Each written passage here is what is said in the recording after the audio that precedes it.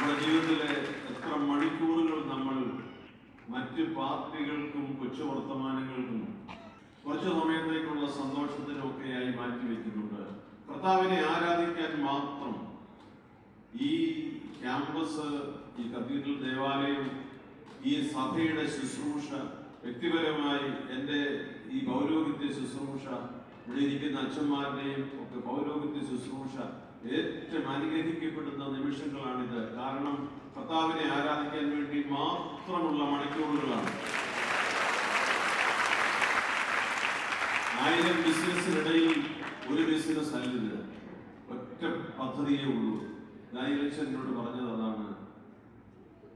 അദ്ദേഹം ഇംഗ്ലീഷൊക്കെ പറഞ്ഞു, എല്ലാ ഇംഗ്ലീഷൊന്നും മനസ്സിലാവില്ല. മാത്രമല്ല അദ്ദേഹം അമേരിക്കയിൽ പോയിട്ട് വരുമ്പോൾ കുറച്ച് പ്രത്യേക ഇംഗ്ലീഷുകൾ പറഞ്ഞു. 2 ദിവസം കഴിഞ്ഞ് എനിക്ക് എന്നാന്ന് മനസ്സിലാക്കുന്നത്.